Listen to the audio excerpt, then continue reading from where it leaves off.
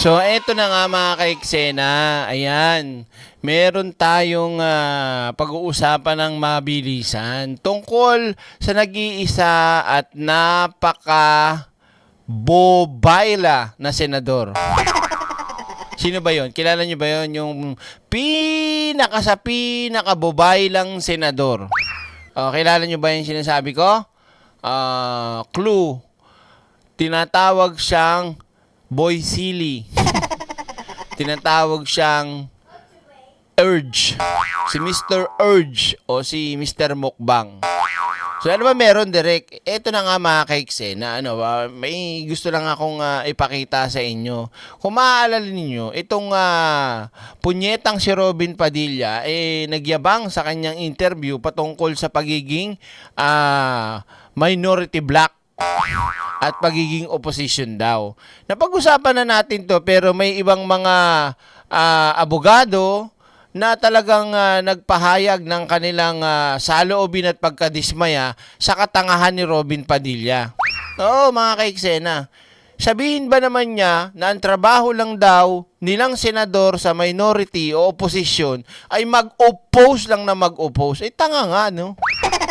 'Di ba? Saan ka ba nakakita? Kaya dito mga kaiksena, sabi ni Kong Jerby Luistro, dapat magbigay si Robin Padilla ng dahilan sa kanyang pagtutol laban sa impeachment ni Inday Sayad. Ito, pakinggan nyo mga kaiksena. Sige, pasok po, Kong. So we respect Senator Robin Padilla, no? Di na, wag nyo ng respeto yun. May respeto yun pa yun. Wala namang utak. Napaka-bias talaga ng punyeta na si Robin Padilla kahit kailan talaga, oh. Puro lang ganun, puro forma, wala mang utak. Diba? Oh. But in the absence of reason, Oh. of basis, why the impeachment court should not be convened, Mm. I think it will be very difficult to understand Oh. why they will move not to convene. Dapat ilatag muna nila ano bang dahilan. Di ba malinaw? Anong dahilan ni Robin Padilla? Meron po. Meron po siyang dahilan. Ang mag-oppose lang daw na mag-oppose. Yun ang trabaho nila. Yun lang daw. Wala na pong iba.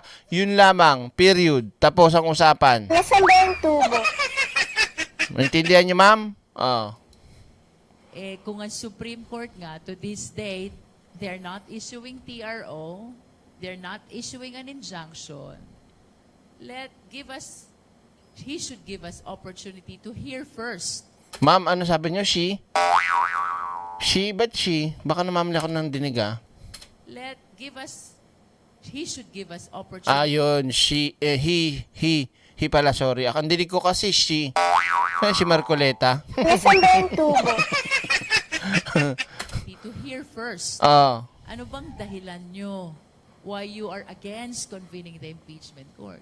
Di ba? Because his reason na just because they are opposition, they will be going against convening the impeachment court or going against the impeachment.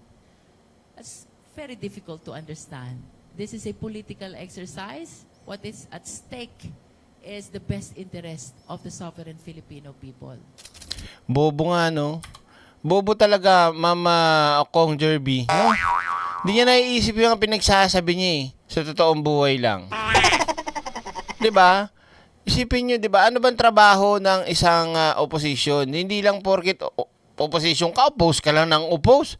Paano, yun sinasabi ko na sa inyo matagal na Paano ko halimbawa ako kongresista ako kunyari, o senador pala ako, tapos ako opposition. Tapos merong gustong i-file si Kong Jerby Luistro, kunyari senator din siya in the future. 'Di ba? Tapos may siya, nasa majority ako minority. Tapos meron akong file na, may file siyang bill na maganda para sa taong bayan. At talagang magbe-benefit sa mga kababayan natin doon sa gagawin niyang bill, proposed bill niya, na kung ano man yun. Basta maganda para sa mahihirap na kababayan natin. Ngayon dahil ako si Robin Padilla, kunyari lang dahil opposition ako, minority ako, hindi, wag yan! Hindi pwede yan. Oppose na kagad ng oppose. 'Di ba? Halimbawa, sinabi, o mayroong bill na ginawa na mamimigay sa mga senior citizen ng libreng maintenance na, kunyari lang to kung meron na, libreng maintenance na gamot, lifetime. Sasabihin ni Robin Padilla, hindi ko gusto yan, oposisyon kami, tigilan yan. Nasaan ba yung tubo? O halimbawa, inaprobahan kunyari, ginawa ang bill, taasan ang sahod ng mga manggagawa. O bilang oposisyon ka, Robin Padilla, gusto mo lang mag-oppose. Huwag ituloy yan! Oposisyon ako!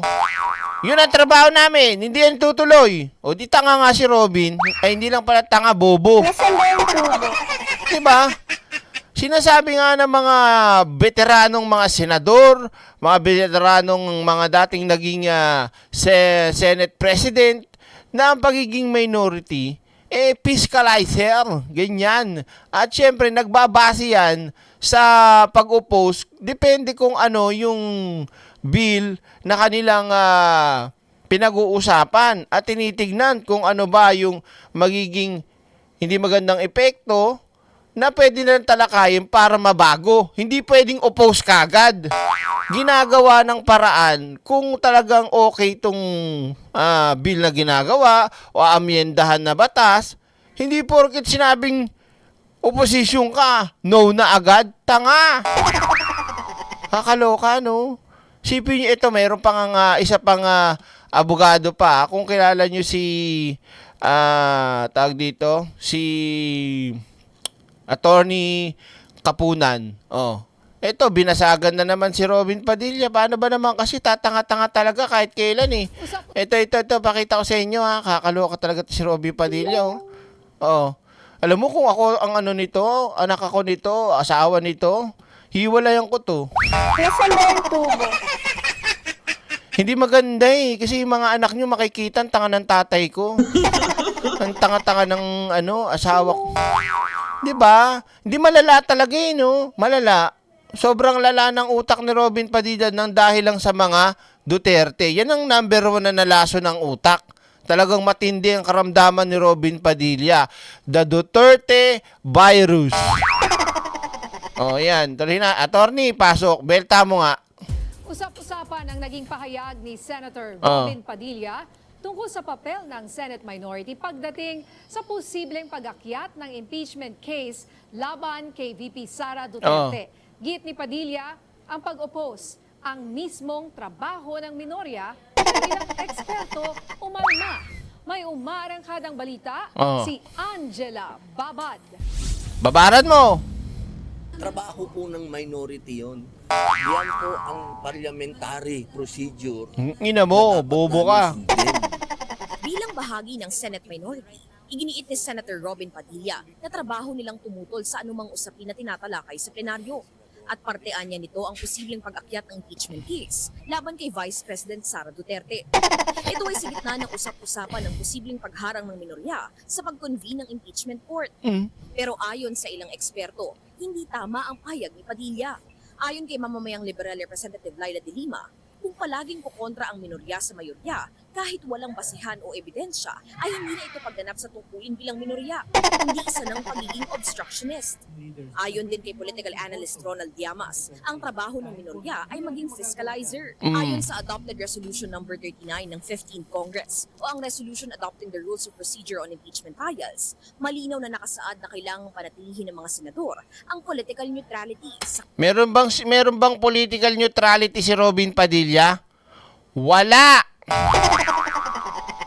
Alam mo, ma'am, kahit ngayon mismo, ma'am, sunugin mo ko, ma'am, mangangamoy, Duterte pa rin ako. Tanga. Nasaan ba yung tubo? Ang pagiging senador, hindi pagiging Duterte, Robin. Tanga-tanga mo. Kamura-mura ka talagang hindut kay. Di namin alam kung saan nang galing yung... Ay, wala palang utak. Di namin alam kung ano yung... Grabe, nakakahiya. You're a disgrace to all the senators that come along the way and that move along. Ano yun, Direk? Yung mga nakalipas na mga senador at mga parating na senador, ikaw ang nakakahiya sa totoo. At yung mga future senators, nakakahiya ka. Robin Padilla. Kung ako sa'yo, Hindi lang pwede magsabi ng masama pero naisip mo siguro yun, ako naisip ko. O kaya, pumunta ka na lang sa Pluto, doon ka mag-senador. Ikaw mag-isa, Nasaan ba yung tubo?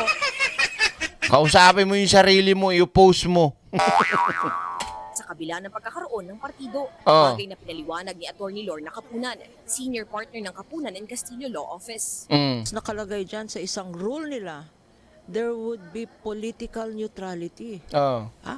Anong ibig sabihin ng political neutrality? You cannot discriminate on account of your political affiliation. So yung mga senador dyan na bumoto na, nagsabi na that they will be loyal to the Vice President even without looking at the evidence, pwedeng i-question yun.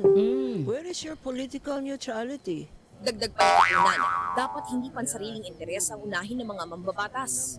Hindi naman sinabi sa oath of office na I will defend since I'm a minority, I will defend the minority position. Kung in aid of legislation, wag nilang tignan ano ba yung nakakabuti sa akin. Ang tignan nila, ano ba nakakabuti sa taong bayan. Correct. Ayon naman kay Senate President Pro Tempore Panfilo Lacson, kung sakali mang may magmosyon kontra sa pag-convene ng impeachment court, ay kinakailangan itong pagbotohan ng Senado. Samantala sa kabila ng binitawang pahayag ni Padilla, iginiit ni Senate Minority Floor Leader Alan Peter Cayetano na wala pang klarong napag-usapan ng minorya. Sus, palusot ka pa, Cayetano. Wala kayo na pag-uusapan personal, pero pwede naman kayo mag-Zoom, pwede kayo mag-meeting. Si Sarah mag-aayos ng Zoom meeting nyo. 'Di ba? Oh, tigil-tigilin nyo kami, technology ngayon eh. Dali-dali na lang, cellphone, computer, laptop, Sara. 'Di ba? Hinggil sa usapin ng impeachment. Ako si Angela Babad ng Pure TV News, nagseserbisyo para sa Pilipino. Dapat talaga to si Robin Padilla, sugurin yung bahay. Anong gagawin, Direk? Magpulot ng basura.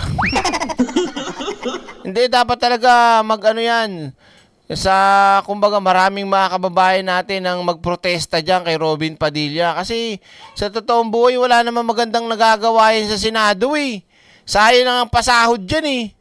Inutil. Diba? Lakas pan lumamon. Lintik na senador yan. Wala mang contribution. Diba? Puro na lang puro pakyut. Tik na yan. Nako, boboto pa dyan. Bubugbugin ko. Di ba binoto mo yan? Kaya nga nagsisisi dyan eh. Hanggang ngayon, wala pa yung death penalty niya eh. Di ba? Matatapos na, wala pa yung death penalty. Siya kaya ang anuin ko dyan. Oh, sa mga kaiks, huwag kalimutan mag-like at mag-share. Kita-kita tayo sa susunod na video. Bye.